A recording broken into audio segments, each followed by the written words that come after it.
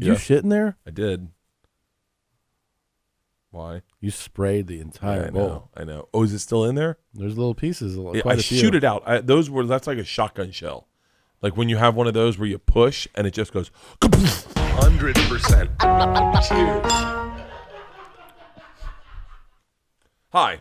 Welcome to Two Bears, One Cave. Let's get to know Tom edition. Oh, this is really cool. Yeah. What I was going to do is I was thinking about this the other day and I forgot that I did this. I wrote down a bunch of things that are important to me. Get that clock going. Yeah. Punctuality, obviously, is important to you. Yes. Things that are important to me, and then I wanted to hear your take on them. Okay. Oh, okay. So, these are things that are important to you. Important to me, because I started taking value in like things. I wrote down the things that I loved and that are important to me that jump off the paper. Like for instance, Chris Rock. Right. Chris Rock, when I wrote this list, had just got diagnosed with COVID, and I thought, and I don't pay much attention to Chris Rock normally. I don't think about him often, but when he got COVID, I went, he's really important to me. Like, and I never really vocalized this ever, and I almost to a fault. And I thought I love Chris Rock and I love his stand up, and his stand up is the reason I got into stand up, because when I watched Bring the Pain, I was like, this is amazing. But then I never know what you feel about Chris Rock. I fucking love Chris Rock. Oh, let's talk about Chris Rock. Chris Rock is, for me, I think he's the best stand-up comedian alive. Yeah. And it all, you go through, there is a special before then, and there was SNL and all that. But the way that he took the opportunity, that's the thing I think about too, is that specials, now we have like these, we're just bombarded with specials. Yeah. And, people joke about them that like, who doesn't get a special? The special's best special. And you're going to see some of that change. I think actually specials were done in abundance, and now you're going to start seeing platforms. It's not going to be immediate, but it's going to go back towards less specials. Yeah. Less specials are going to come out. But here's the thing. People can't now really, if you're under 30, I guess, you don't know what it was like, what HBO meant for stand-up, and what getting a special was on that channel at the time. So there is no streaming, there's no Netflix, Amazon, Hulu, none of that exists. HBO comedy, stand-up comedy, is the mountaintop. It is. They're making, I don't know, maybe 4 or 5 a year, and the people doing them are George Carlin, Robin Williams, maybe Robert Klein. Yeah, maybe Robert Klein. Some one-offs. You say Robert, I think of like Robert Townsend, Robert Schimmel. Yeah, maybe, because there was also the HBO. They did do the HBO half hours, which were also Louis Patrice, Jim Norton, opportunities. But an HBO hour special was like, there was like nothing that compared, and also because at the time there's not 500 or 1,000 channels, right? There's your basic cable, and then there's premium, and premium was like HBO, Showtime, Cinemax. By far the best thing you could have was HBO. Yeah. HBO was the best. That was like, it really was its home box office. You had like the opportunity to see incredible shows. They took risks. They made like, everything from like remember Real Sex, like you're like, oh my God, this show's so crazy. Their scripted shows, they would always hit at least one mega hit like every season or two. Yeah. So the stand-up specials were something. I only know this now, was like off of SNL. He said he has like, I don't know, like $100,000 to his name. What? And he bought like a $60,000 Corvette just to like look good in the neighborhood. And he was like, it was the fucking stupidest decision. Really? And he gets this opportunity to shoot a special. It's hard to get him out of your mind. It's not the Chris Rock now. It's not the Chris Rock. It's like, but he has this chance, and he starts doing the road to get this material ready. And I want to say that he said he ran into Dice, I really do. I might have that wrong, but that he ran the dice, and he reminded him, like, this is it. This is it. And he was like, what? He goes, I mean, this is your shot. Like, this is your shot. You're not gonna get another one of these. Yeah. If you don't fucking destroy this. And then he went into prepping for that special like a prize fighter. I know that specifically, and that's I want you to keep going. That is one of the things that the reason Chris Rock is so important to me. Oh yeah, and I mean I don't think I've ever I work hard to get ready for specials. I fucking do a ton of shows. I try to make it the best I can, but I think about that, and then I honestly think about, because sometimes I have to remind myself that we're talking about like what we're fans of. And I think at the top of my list is stand-up comedy. Yeah. Like comedy in general, yes, but great stand-up is like the best thing to watch. The best. And different ages, you're different fans, you know what I mean? So like I remember seeing Cosby. You know where I saw Cosby? I saw him, I'm saying footage of his special. I saw footage of Cosby doing Bill Cosby himself, the special, at a car show in a limousine. So, you've ever been to an auto show? No, I've never been to an auto show. So, like, it's like a conference center or like a stadium, and there's just cars everywhere. And most of them you can look at and not touch. And I was a kid, and when you're a kid, you see a limousine, you're like, oh my God, it's like a fucking pair of tits. You're like, this is real. Yeah. Like, you're just blown away by it. You could get in the limousine. And I was like, it's amazing. And they had on the TV in the which is, you're like, there's a TV in the car? And it was that special. Yeah. And I started watching the special in the car. And they're like, you got to get out of the car. I was like, I'm watching this thing. And I was just laughing at Bill Cosby. And then I saw it again in full later. And then, you get a little bit older, and I saw Raw and Delirious. Yeah. And then, you start thinking about different ages, watching different specials and different comedians. But dude, Bring the Pain came out, I want to say in 96. Came out in 96, I think. I think it was not. Can you look that up? Chris Rock, Bring the Pain. How I was living in Indian Village. We had Kelly green carpet, like hunter green carpet, and I remember when it came out, I remember recording 1996. It was 96, yeah. I remember recording it on my VCR. Yeah. I remember because this is the other thing about Chris Rock, is like Chris Rock's got a little bit of like I hope this comes out right, but he was a little bit of like the chosen one. Mm-hmm. Like Eddie Murphy discovered Chris Rock, and said, you're going to be in Beverly Hills Cop 2 or 3. Like he's like a valet. He's like a valet. Yeah. And then all of a sudden, it was like he's been crowned the next great young black comedian. And at this time, and this is all stuff I've heard Dave and all those guys talk about at the time, you were only allowed one. Only one. I think I heard Chappelle say it on, as opposed to now there's 3. But like there was one, and so that was like, okay. So everyone was like, get ready for this to be your next Eddie Murphy. And then I don't remember seeing much of his stand up other than like small things. But you saw him in CB4, which I still stand by and say is a great fucking movie. It's really funny. It's a really funny movie. Yeah. And he was in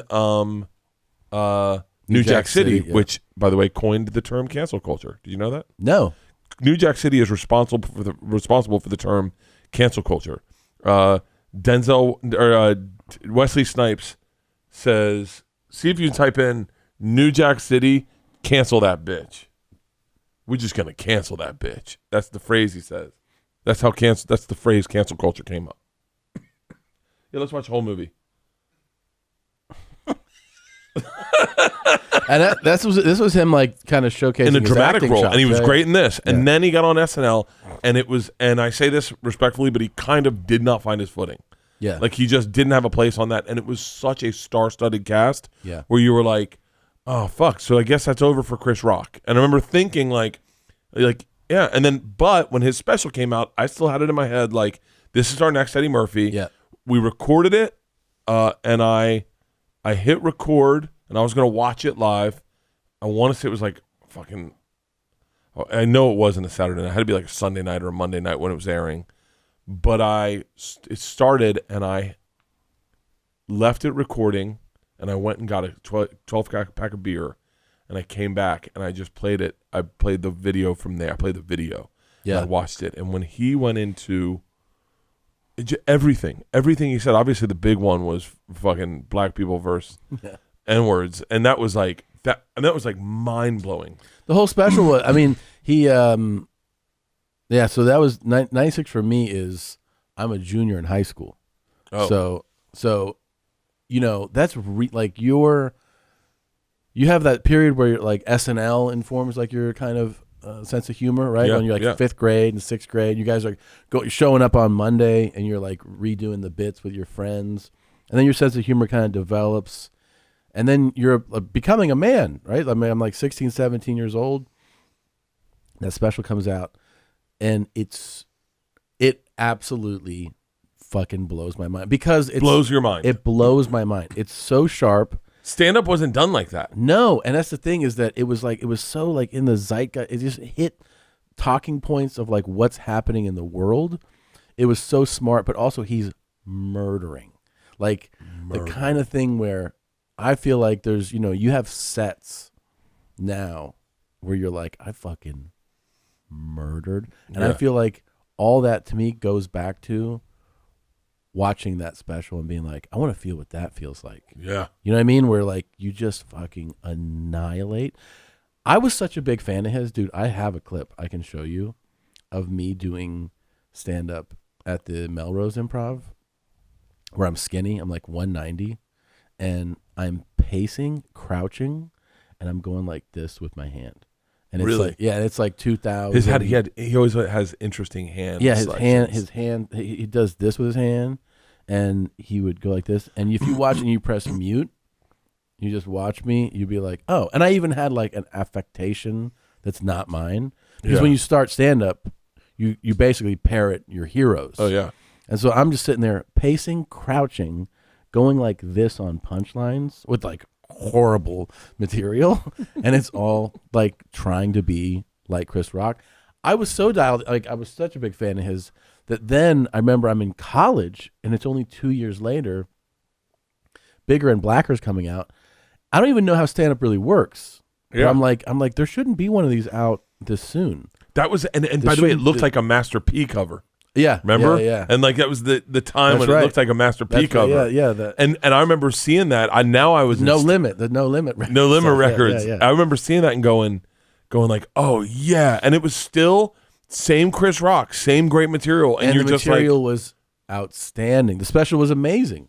And I was like, how is this sustainable? I didn't even know how stand-up gets written, and I still didn't I was like, it's too great. Because the specials, back then, with the exception of Carlin, who was on this he put out 16 specials.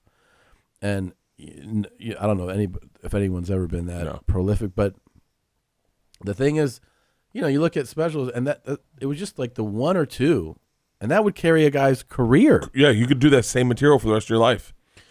So anyway, I mean, that solidified how big of a fan I was. Like, this guy is just the greatest, the best. Those specials, here's the other thing. HBO, then, you had the one thing that also helped you if you were that person is not just that the special is great.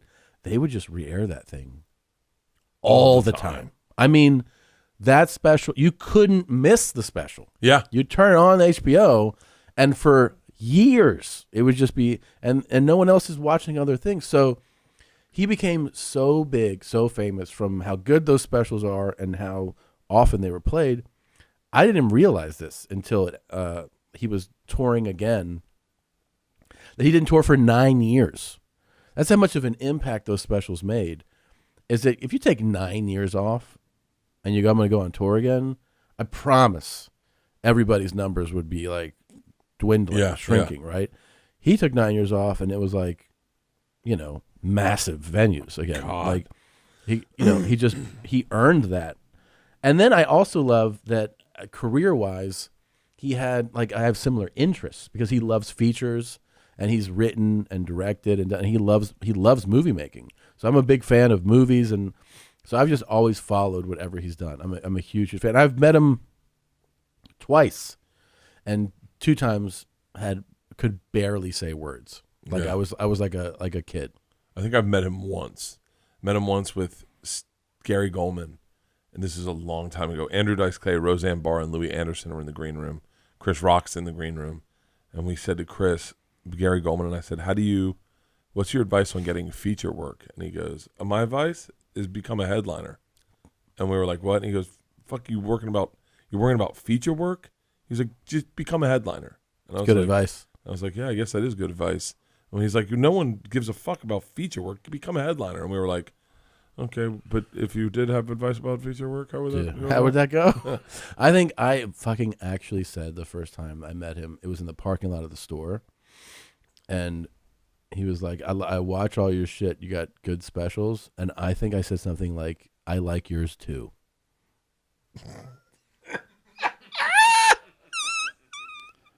Or like, you've got some good ones I've enjoyed. Something I didn't know what to say. I was just like a fucking idiot.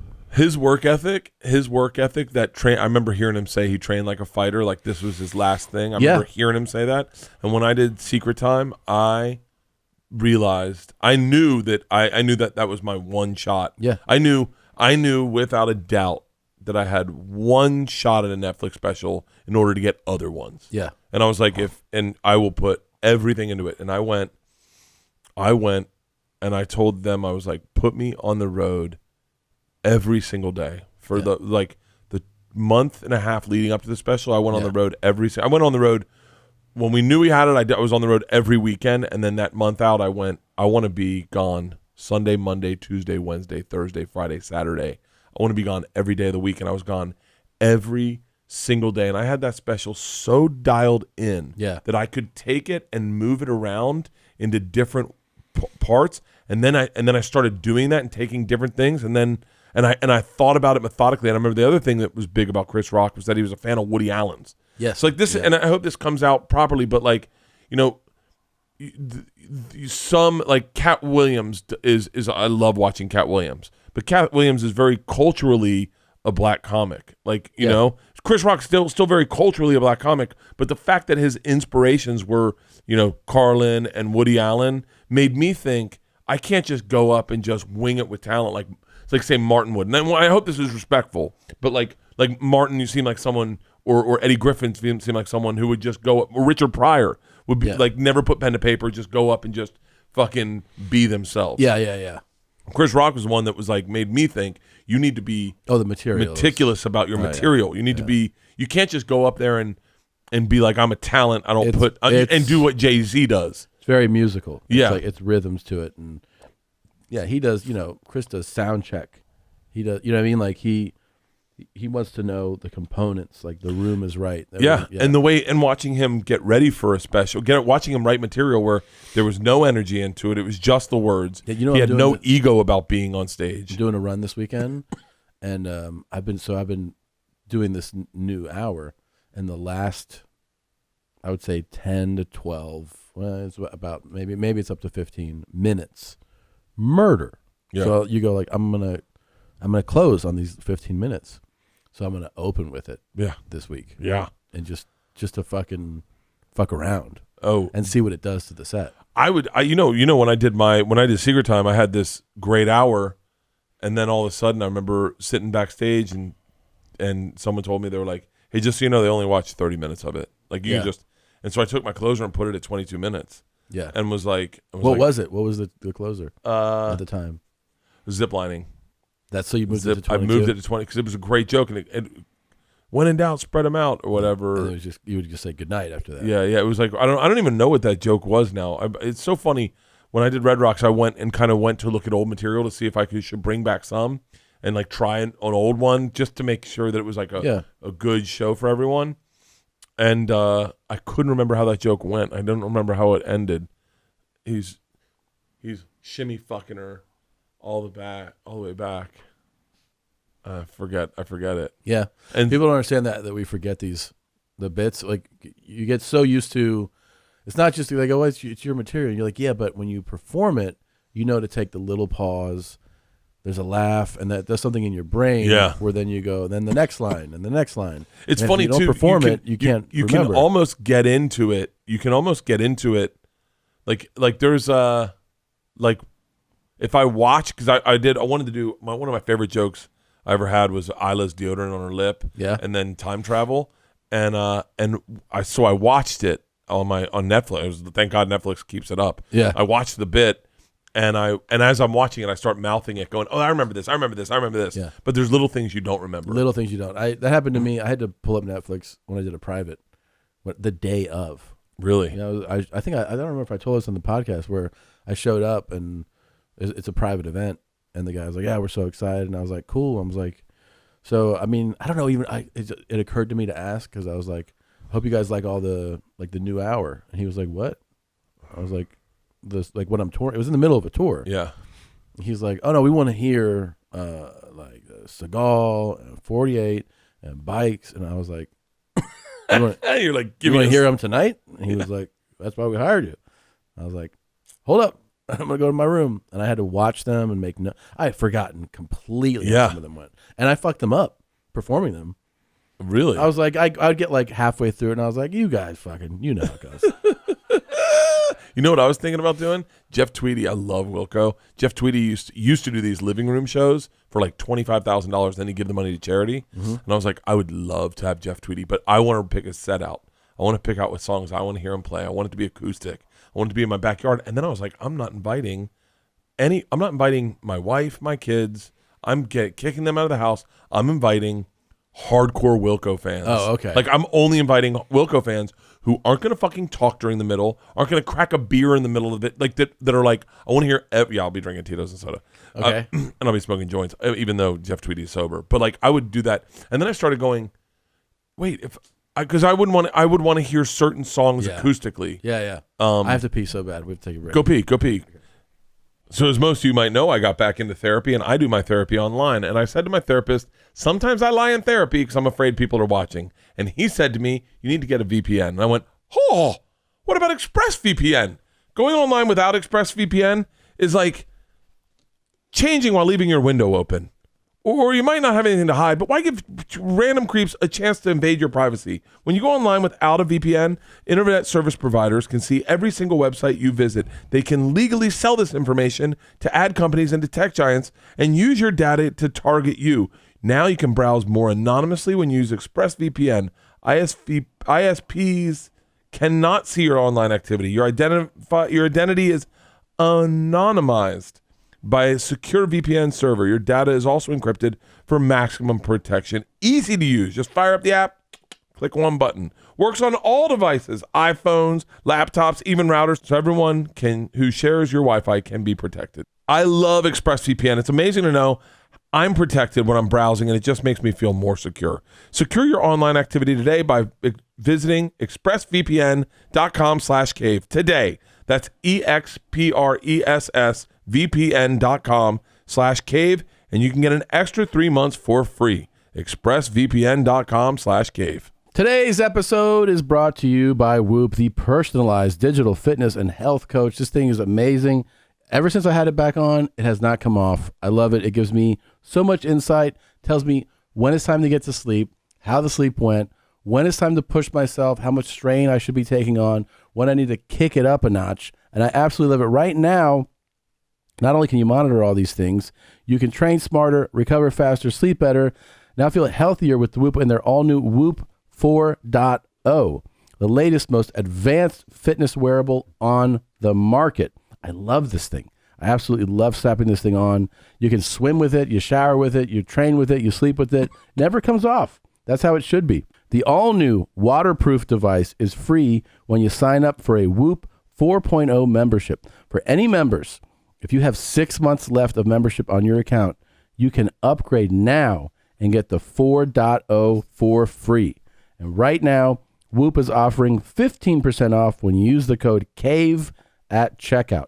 Go to Whoop, WHOOP.com, enter CAVE at checkout, and save 15%. Welcome back to Getting to Know Tom on Two Bears, One Cave. Real quick, Okay. That was a very, very, amazing leak that I took. Did you shit in there? I did.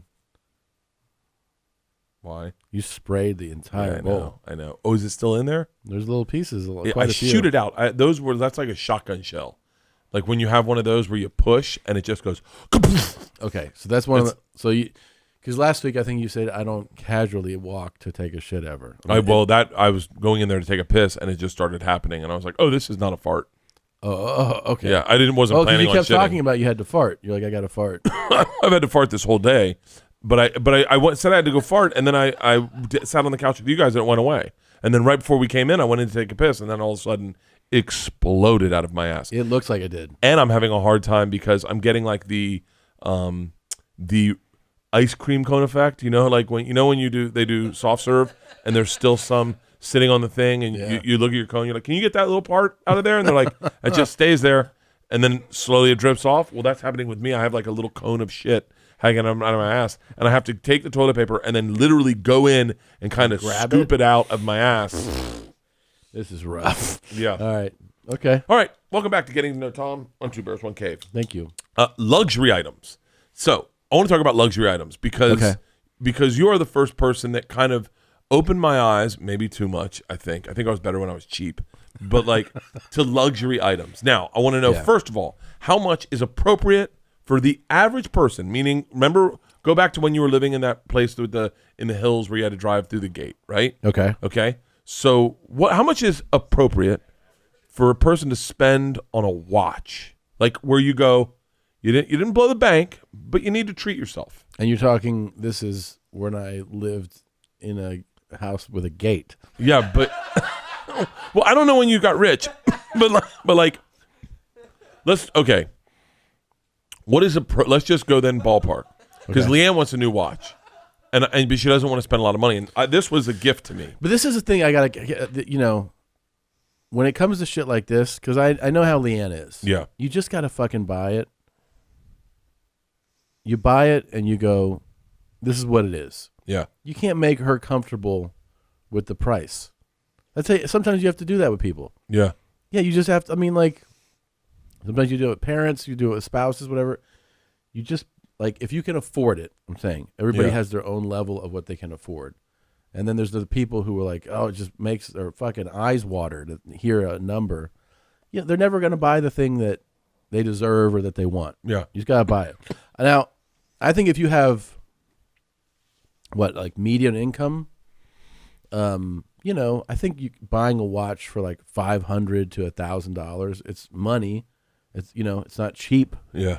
But it's not going to fucking, bankrupt you. You can spend $800 on a watch and get a good fucking watch. You can. And I have my favorite watch I have is my Garmin. That was a gift right there? This one's a gift. I didn't buy this. Yeah. Who got it for you? My dad. It's a nice gift. Yeah, I think at times I've said on podcasts that Will Smith gave it to me as a joke, and then people really thought Will Smith gave it to me. How long have you had that watch? I've had this watch for 8 years. Got it on my 40th birthday. Really? Yeah. That's a fucking nice gift from your dad, dude. It's a really great gift. It's a really great gift. And can I tell you what? What? I was going to buy him a really, really nice watch that I wanted. Because I know he's probably got 10 years left, and I was like, I'll get it in 10. Yeah. Because he's going to pass away, and I'll just get the watch. And I was like, that's enough of an investment. Let's talk about luxury items, about whiskey and cigars. Can you tell the difference in a high-end whiskey versus a bottle of Jack? There are some that are so distinctly, I'll say this, the taste is so distinctly different from Jack to some other whiskeys that I'll know, this is not Jack Daniels. Yeah. But do I have a sophisticated enough palate to know, this is this and that? Absolutely not. I did have that experience with that fan. He's a big fan who, I was doing a gig. He had reached out, my agent hit me up. This guy wants to do a whiskey tasting with you at the venue in the green room after the show. I was like, yeah, okay. He wheeled in. How is he not my fan too? This is so dialed into what I like. Let me finish. Jesus Christ. He goes, it's like a pussy tasting fan, and he's like, you don't like pussy tasting, Bert? He wheels in all the whiskey, lets me sample them, teaches me history. The only way this story goes good if he says to you, Bert. Wait. You'll love this. So he does this whole thing, and I'm like, man, I really feel like it's kind of the fun thing about hanging out with somebody in something that you like, but who knows way more than you. Oh yeah. You know what I mean? It's what I love. I have friends like that. They know way more. about something that I'm a fan of. Yeah. So I was like, man, this was so informative and delicious, and what an experience. He was like, yeah, he's like, I really wanted to meet you and do this, and I was like, oh, thanks, man. And he goes, yeah, because I'm really trying to get in touch with Bert. No way. And I was like, oh, and he was like, yeah, because like what I really want to do is do this with Bert. And wait, where does he live? It was in Texas. Are you serious? Yeah, I'm in Texas, Abilene. You really don't. This never happened. You never met up with this guy. I don't think so. You would know. Well, actually, you wouldn't know. I wouldn't know. You I wouldn't have remembered. Blacked out and I forgot. would have woken up with no ring and a watch on. Yeah.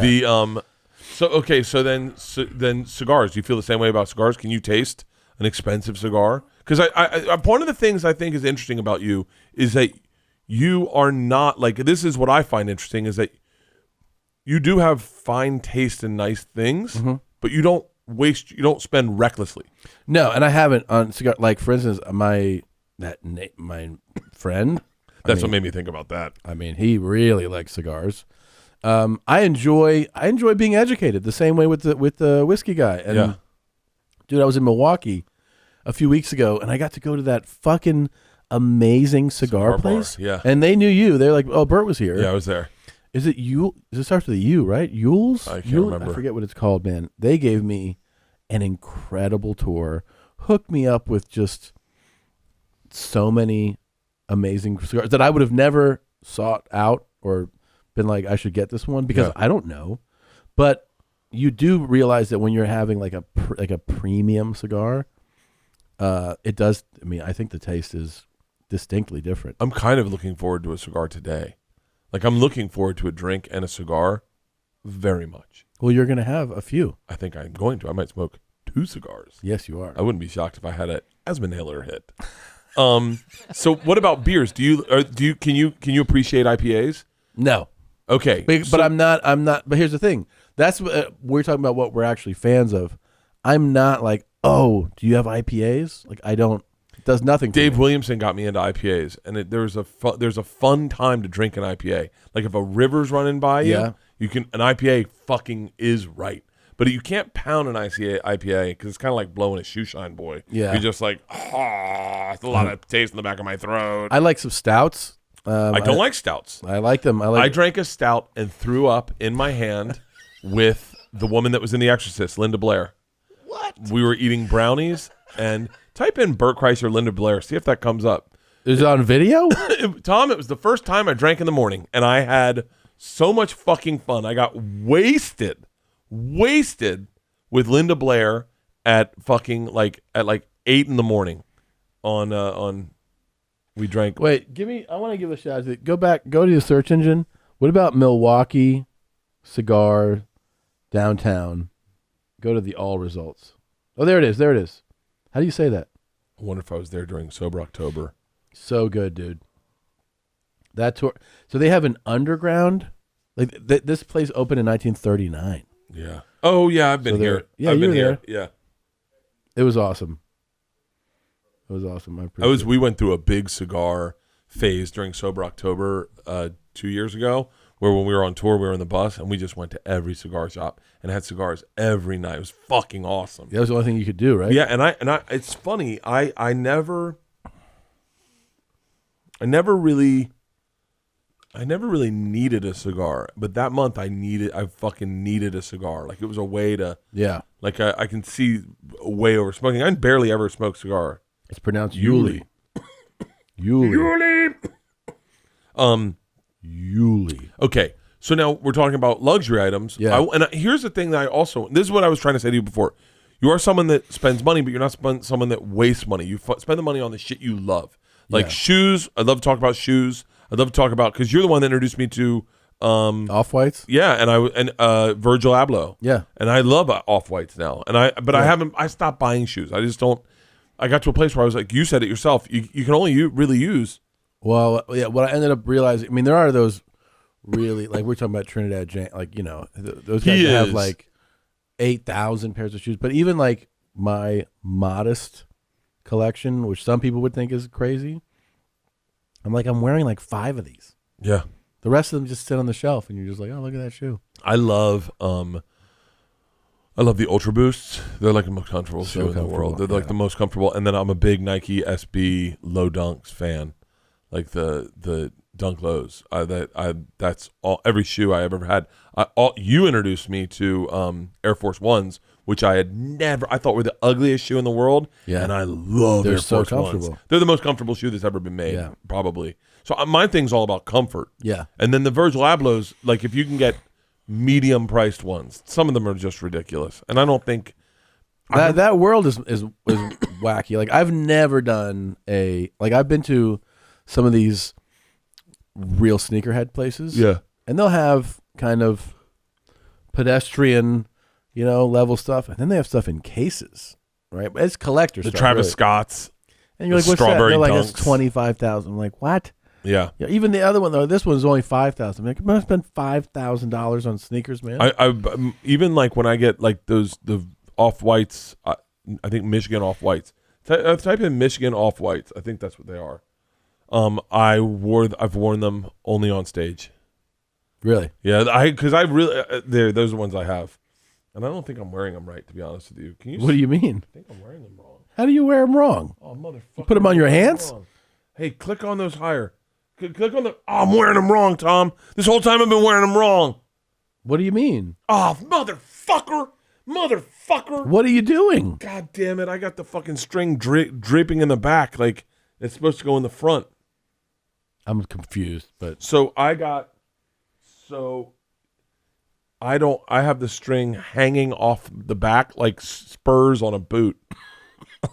Oh, instead of like wrapping it around the front? Yeah, I look like a fucking jackass.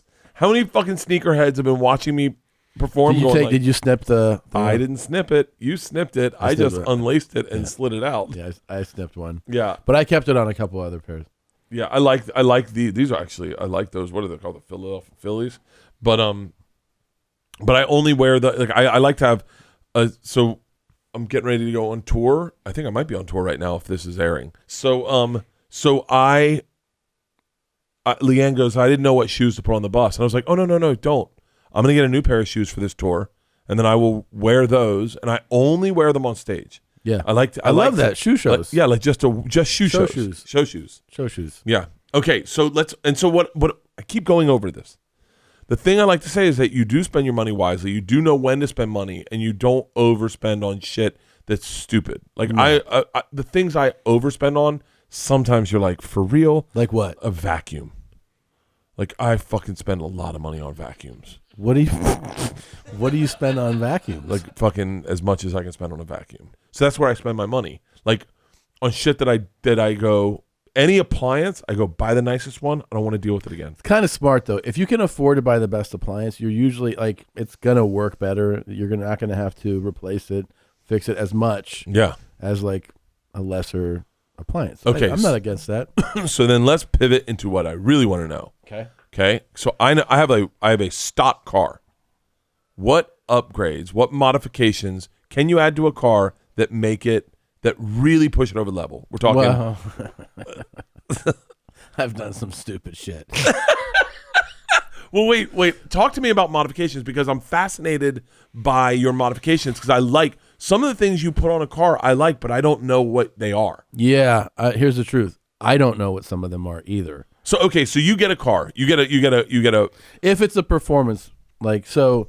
Your BMW is something where I said to the guy because I used your guy to get me my car. So I remember. Here's what I remember. Some of this stuff really is stuff I dreamt about for years. Really, I knew about Dynan. You type in DINAN. Can you type that in? DINAN.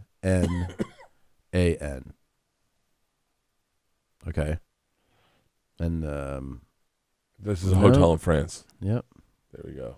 Yeah. Oh, wow. So I knew about Dynan for like years. And then click on BMW. I'm talking like when I was working in post-production. Really? Yeah, because I'd heard about the company and the things that like they basically were tuning house for BMWs.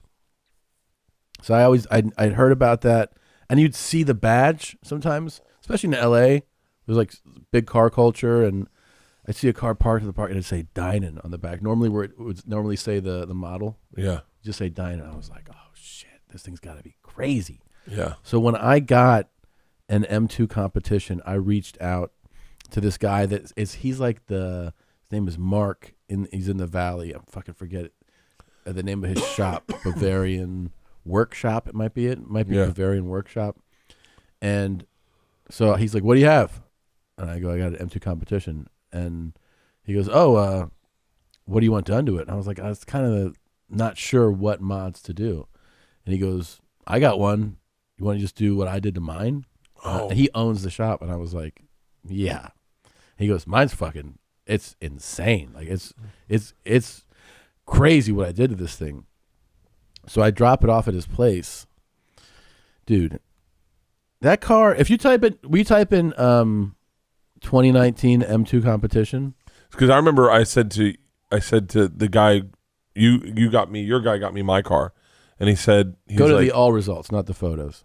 And he was like, no, it's a good car. You got a good car. It's like a dad car. It's like a grown man car. And I was like, thanks. And then I was like, hey, what's up with Tom's car? I go, that BMW, and he goes, oh, it's a fucking rocket. It's a rocket, dude. Well, here's the thing. It came like it's a great driver's car. Yeah. And I was just stock. I was happy with it. I mean, what does it come with? It came with 405 horsepower. It's small. Mm-hmm. It handles great balance in the car. Fun to drive. I didn't have any like problems, but when you get a car, you're like, I wonder what more it could do. Well, because I have these like dine-in fantasies, and I find out about this guy, I send him the car. I get this car back. Does it have the weight of this car? Can you find out what it weighs? Because it doesn't weigh that much, man. It's probably going to say, what, 30... Does it say the weight there? How much? 34? I can't read it. 3,400 pounds. Okay. He gives it back to me with 600 horsepower. And even with stability and traction control on, the car fishtails. Like when you floor it, it goes. It's like it's too much power for the car. Really? And he also gave it to me. He goes, oh, by the way, make sure you're in a real safe place if you set it on the M2 mode. He goes, I don't fuck around. Like, he's telling me that. I was like, what's the M2 mode? Well, you can set your own like options to each mode, but basically he set it up so that you can change it. He set it up so that M2 has no stability, no traction. So you're on your own, right? So you can drift and all this stuff. But the first time I did that, I was like, oh, I want to try it. I did it turning onto PCH. I hit M2 and I completely did a donut on PCH, and I came like this close to a Lamborghini, like just like almost. Shut the fuck up. Yeah, I was like, oh my God. And I called him. I was like, I see what you did. So modifications aren't technically getting your windows tinted. Well, no, I think these are all performance modifications. So you get all performance modifications. Yeah, just because it's more fun. So I sent that to him. I sent the E63 to Rentec. It's another company that does that. They put in new turbos, new downpipes, blow off valve, like all just, they did the equivalent, but for that car. So that car, and then I just did the Demon upgrade to the GT4. So I was supposed to get that back this week. I don't have it yet. So that one is the one that I heard about is supposed to be the greatest mod, because people complain that the Caymans, the 718s, have long gears. Like you're in second gear and you're going 82 before you need to shift it. So they shorten the gears, and they actually hollow out part of the engine. They do software tuning, bigger engine now, and it's supposed to be one of the best drives you can have. Is in a car that's already very naturally balanced and has decent power. Now has almost another 150 horsepower, and yeah, it's just fun. Does it make you want to drive to shows, to like drive to go like, I got a show in Houston, I'm gonna just drive it? It's funny because I don't know like the geography yet. Like, I mean, I know obviously the cities, but like distance stuff. But I used to love doing like Irvine and Brea for the drive home, because you'd finish those gigs. And it was like fucking Tokyo Drift. Oh, dude, that was that drive home was fucking Cannonball Run. On that, it was on a Friday, Saturday when it's like it's like midnight. Yeah. And you're driving on the 60, and you could just hammer it. And there's no one out there. Yeah. No one out there. Or coming back from Irvine on the 5 at midnight, it would just be the best, man. See, I've always been more of a luxury car, meaning like big SUV or like old sedan. I've never been into sports cars, but I think I don't really drive very fast. I wonder if it's imprinted on you when you're young. So I have a visual of my dad listening to music, kind of sitting back in like a big boat. Those are awesome too, though. But that's awesome too. I love that too. Let's see if you can find. We saw the other day a 57 Lincoln convertible. Lincoln, wasn't it a Continental? Lincoln Continental. Will you type that in? This is one of the coolest. And by the way, This is where I would spend my money. Is like I think that is badass. The coolest thing now is that I've taken some of these cars to tracks. So I got to drive my M2 at Willow Springs. I got to drive the Porsche at Circuit of the Americas here, like the F1 track. Really? And I'm going to this other track here with a driver, with an instructor to practice on the track. That really takes it to another level. Then you feel like the mods they're too much, but at least you feel like you're kind of utilizing what you got. Convertible. It's got to be a Lincoln convertible, suicide doors. Yeah. This thing was white too. It was white and it was so fucking badass. I could totally spend that. That's not it. Take out the year. Take out the year. I'm sorry. I just guessed it's 57. It's really. It was the baddest car I've seen in a while. I tell you what I like, and Joe's got one of those Broncos that are all souped up. The Icon. Yeah, those and there's some guys in Atlanta that do it that are fucking amazing. Yeah, there is. See, I'd want to get that, and then I want to give it to one of those people that modernize it. Yeah. Because that is such a bad, and I think the one we saw last night was modernized. Yeah. Could you hear the engine? You were like, that's a little. Yeah. I would do that. I could really, like many people have, lose my mind buying cars. The other night I got drunk and I made 2 HelloFreshes back to back, and I had a blast. And we had food for lunches in the morning and dinner that night, and then we kept eating. It's great. With HelloFresh, you get fresh, pre-measured ingredients and mouth-watering seasonal recipes delivered right to your door. Skip the trip to the grocery store and count on HelloFresh to make home cooking easy, fun, and affordable. That's why it's America's #1 meal delivery kit, #1 meal kit.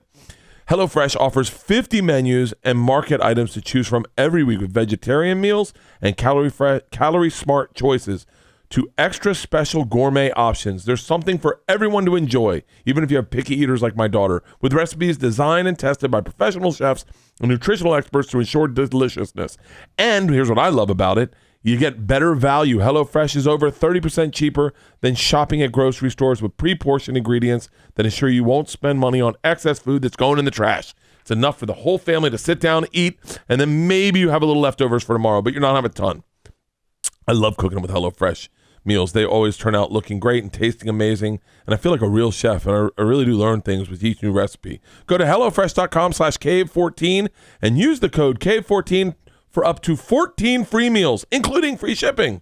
Again, that's HelloFresh.com/Cave14 and use our code Cave14 for up to 14 meals and free shipping.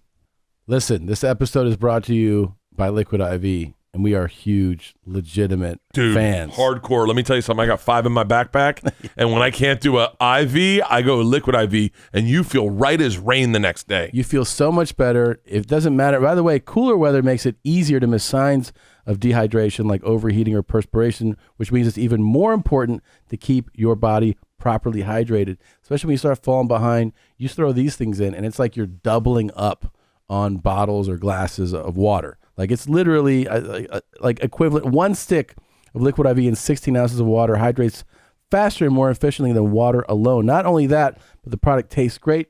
A lot of crazy flavors: watermelon, strawberry, lemon, lime.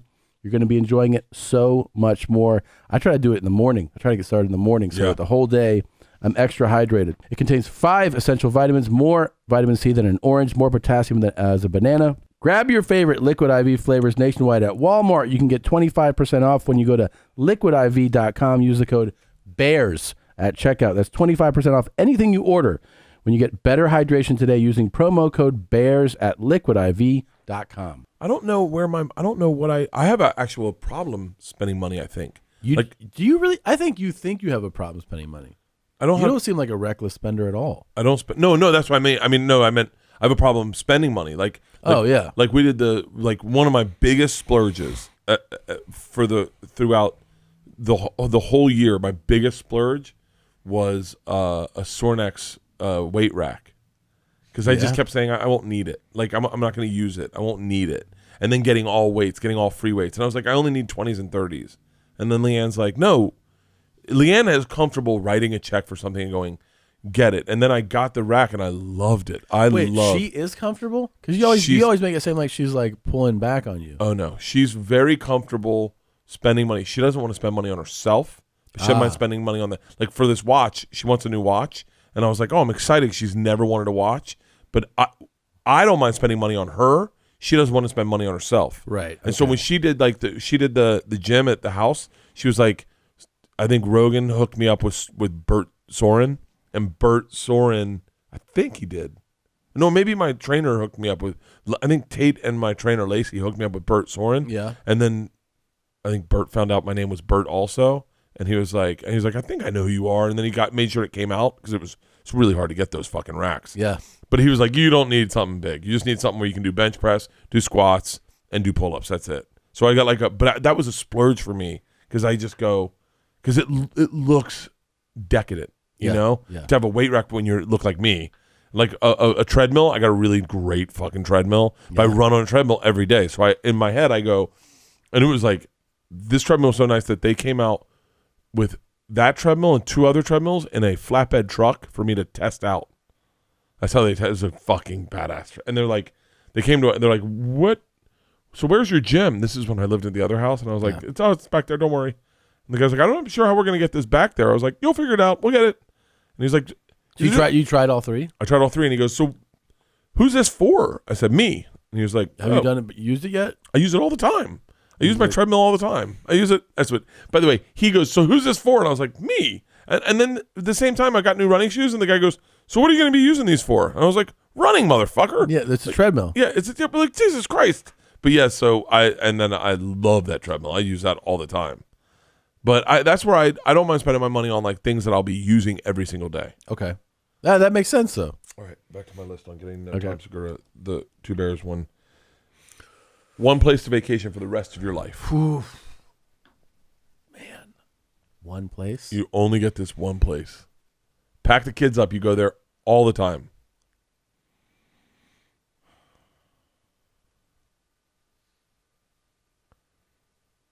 I'll tell you my top 3, and then we'll wind it down. Okay, we'll whittle it down. Okay. So number 1, I love cities. I love being in a big city. Wow. I did not expect to hear that. So, like, you could easily, and the language barrier is a problem, but, you know, it might be part of the fun. So you could easily get me to be like, oh, let's go to Paris and just live there.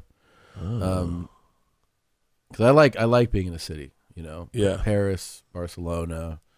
Like Russell Peters likes being in a city. I love being in London. I love it. I love being I love going to New York. I love going to New York. Hawaii is kind of like it's number 1. It's the greatest. It's my number 1. Yeah. If you said one place for the rest of your life, it would be Hawaii. I love Hawaii more than anything. Hawaii is just unbelievable, man. And I wonder if this includes, like, can you island hop within Hawaii? Yeah. You get all the islands in Hawaii. That's hard to top, man. And the other thing that I love these places in the Pacific Northwest, like in Montana and Wyoming and Idaho and Utah. Like, I love Colorado. I love Colorado. The weather, the culture, you know, the mountains, the lakes, the rivers. Yeah. And then they have that's why I always love Denver. I always love being in Denver. Because you're in a city, but you have the access to that stuff, which is beautiful, and I love that. Look at that! Come on, man. That's why I keep saying to Georgia, she's looking at colleges, and I go, baby, you get to go anywhere in the world and then live there. You get to pick a place to live for like 4 years. I could pick so many cities to live in for 4 years. Yeah, for 4 years. Madison, Wisconsin. You like Madison? I love Madison, Wisconsin. I really love Wisconsin. I love Wisconsin. A lot of people, they have the wrong idea. Yeah. I think they think that Wisconsin is just farm, but like, yeah, Madison is, I was just there. Yeah, Madison. I could live.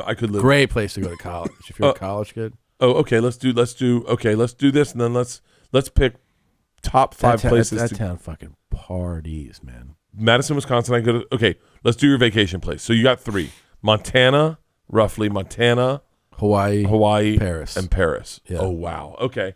So I'm gonna pro and con it. So I'm trying to book a Paris trip right now. Really? Yeah. Just go meet someone. Just see what happens. Would it be bad? Oh, just by yourself? Just fucking. I would love. Except the fucking Paris accent. I think when I think about fucking a chick is the same one from Pulp Fiction. I had the blueberries, and I want to go. Yeah, she's annoying. I mean, she's. By the way, what's her name? I bet she looks great right now. You think so? I bet she does. That's fucking 92, bro. Ooh. Type in that chick. What's she look like? 30 years? I wonder who's aged better, me or her. Let's see. Oof. All right, she might look good. Let's do Pulp Fiction cast. So yeah, Paris would be okay. Yeah, Paris would be pretty badass. Paris is a great fucking place. Yeah, it's pretty awesome. Make those large. Okay. Wait. Is it Honey Bunny? No. No, that's Amanda Plummer. Okay. It's gonna be keep going.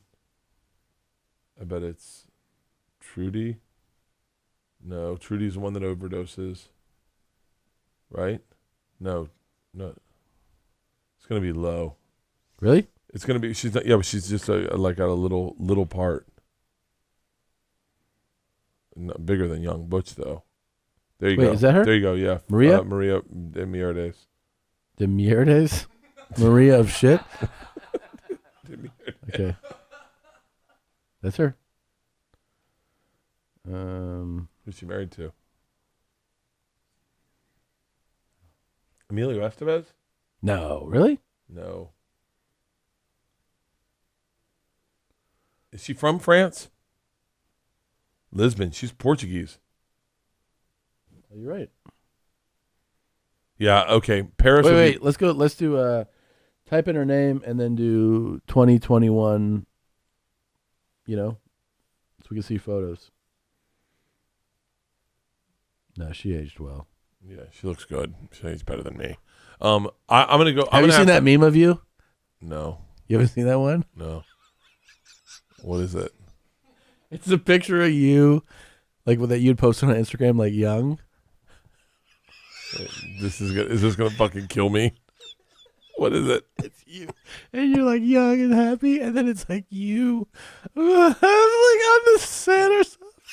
Wait, what is this? It says, "You mean to tell me this is what happens after just 60,000 Tito's?" Wait, where is this? I've seen it. Where is it? Where is it? Find it, Eddie. This is what happens after looking. He goes, looking. This is what happens after 60,000 Tito's. I'm going to clean my life up. I'm telling you. I'm going to change my shit around. I'm going to turn my shit around. Look, I haven't talked shit about anyone in 2 episodes. That's pretty good. Yeah, it's really good. Yeah. I'm talking positive these days. It might be you know what it might be? If you go to his Instagram, when you're tagged in like the tagged mentioned fucking icon on Instagram. You know what I'm talking about? You go to someone's page and you hit that whatever it is. Yeah, that thing. Oh, I see. You go to my page and then you go to Yeah, it might be in there. I'm sure somebody tagged you in it at some point. God, I laughed so hard at that. I haven't seen that. I mean, it's you from like whatever 96, and then tagged. It's gonna be in there somewhere, man. It's got to be. Yeah, you found it? Yeah. Oh, they found it. There it is. Oh my god. Oh my god. This is what happens after just 60,000. Oh my god. Oh my god. I'm gonna quit drinking. I'm gonna quit drinking. That's basically the equivalent of like, hey, that guy was in Pulp Fiction. Let's see what he does. Yeah. By the way, still have hair. That's all we got to talk about. Yeah, you do still have hair. You look really cute there on the left, bud. Yeah, that was. I grew into my mouth. That's great. Who did that? Prolific memes. Oh, that's funny. That's funny. That is funny. What's funny about this is the wording. Yeah. This is what happens after just 60,000 Tito's and sodas. Wait, by the way, Prolific Memes does a lot of me. Does he? And he does. Oh, is he part of the Content Creator Collaborative?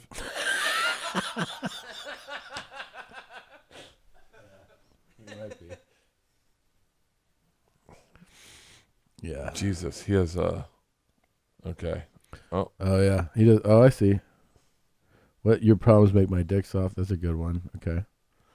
What do you do? AOC there. Mr. Clavicle liked it. It's very funny. It's very funny. God, I wish Christina looked like that. Right, scroll up a little bit. What, like right there on the right? Yeah. Oh, fuck. Dude, there's something so like I feel like when you're tatted like that, you don't see the flaw in the person. Right. Like if Leanne got tatted on her throat, she'd look younger. Right. You know? Would you like that? Yeah, like a nice throat tattoo that says "fuck the world." Yeah. I let's see sexy throat tattoos. There's something about those. Yeah, they all look hot. Oh, they all look fucking. Look at her. Oh, one of them got stolen and put in a movie.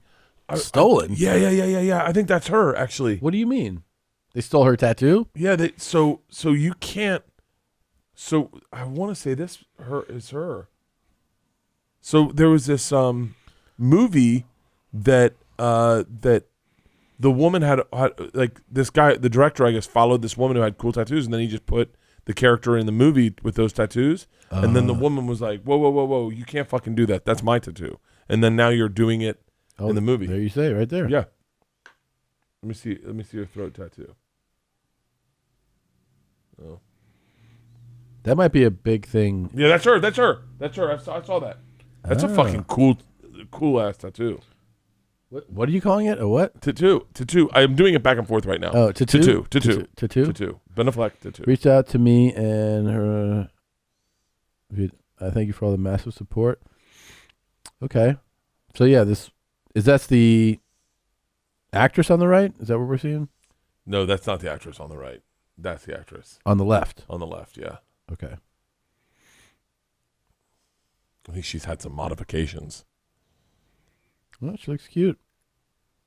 I'm hoping my daughters don't get them. Like, how come? I don't know, because I just don't want them to ever get one. Really? Yeah, we were talking about getting one, weren't we? Yeah, we should get. It's October right now, and we're doing real well. What should we do? We've been so sober. Yeah. Did we do it? I don't know. You want to get tattooed to commemorate the month? Yeah. Where do you want to get it? Where should we get it? I don't know. It's got to be. I was told by. I was told by someone that it needs to be discreet because I'm shirtless, and if you get it visible, people are going to be staring at it the whole time. It's going to be distracting. That's very true. Or you could do something else crazy. Keep your shirt on. Nope. I'm going to get. I wouldn't mind a face tattoo. A face tattoo? Right here. That's very distracting. Yeah. So obviously put it on your back? Or back of your arm? Back of my arm. I'd do back of my arm. What should we get? I don't know. What if we have an artist do a sketch of each other's dick, and then I get your dick on the back of my arm, and you get mine on the back of yours? I actually like that a lot. Really? Yeah, I like that a lot. It's kind of funny. Yeah. Yeah, and people are like, you got your dick? We're like, no, it's my friend's dick. What if we got a gang tattoo for all our listeners? What's the gang? I don't know. 2 Bears, 1 Cave. What if we come up with a straight up gang, and that's part of the things is it's going to be small and discreet, but you can see them. Like if we got them right here. Oh, right. And then that everyone got them. Good. Put in good gang tattoos. Good gang tattoos. You about that cave life? Yeah, like a little. That's very discreet. Hey guys, if you're fans, get a huge bear Mauling it's cub. someone. God, this guy really loves fucking salmon. Put hand gang tattoos. Tattoos. Tattoos. Tattoos. Yeah, let's check out the guy with handcuffs on. Those are always good. Well, those are Aaron Hernandez. I think he'll have blood, sweat, God. and cum. Blood, sweat, cum. 1989 is when he was born. So crazy. By the way, there's some guy listening going, wait, I was born in blood, sweat, and cum. That's on my hand. There you go. There you go. That little one right there, right on her hand. He was the greatest gay So that's what we need. athlete. We need something like that, like a little something very discreet, very subtle, but not getting. Oh, you know what we'll just do? We'll get like the Mexican mafias. Oh, wait. Go up one. Go up. A little more. Up. See the far right with the chest piece? Yeah, hit that. What if we do our kids like that? In death masks? Yeah, well, we do one of them gets the actual image and the other one gets a skull. But you have to pick which kid gets the skull. Yeah, that sounds like a great. I like that. I'll get Georgia and then a skull. Yeah. And when I was like, "What about me?" You're like, "That's you. The skull. The skull is you." Yeah, the skull's you. So that's when you do them on street gangs, they do it with each other. They like 3 dots and a circle or something. Yeah. And so I think what we do is we get that, but we don't make sure it's not recognizable as it looks similar. We should do it. Make it looks really similar to the Mexican mafia's tattoo. So that everyone's always like, wait, is that? And you're like, no, different mafia. Different mafia. Oh, there you go. Yeah, see? What? Yeah, what does that mean? What is it? What is that? 5 stars? What is that? Okay, yeah. Okay, what does it say? 5 dots. Go back up and make that larger. A crown with 5 points. Time done. Oh, time done. Yeah, we don't want to do that. We don't want to do that. This number can be found. What is that? 1488. Oh, white supremacist stuff. We could do that. Guys, we'll get 1488. What if we just, what's 1 plus 4 plus 8 plus 8? We'll just get the sum of all those. 14 represents 14 words, which are a quote by Nazi leader David Lane. We must secure the existence of our people. Future for white children. 88, shorthand for the 8th letter of the alphabet. HH. Heil Hitler. Dude, we should definitely do that. That should be the name of your next special. 1488. 1488. Yeah. Oh, Jesus. Cobweb tattoo. Prison we should get cobweb tattoos and then 1488. A lengthy prison sentence. That's cool. Aryan Brotherhood. Oh, awesome. Here we go. We get, how about, what's the 6066? MS-13. What's ACAB? Acronym found on the All British. cops are bastards. Oh.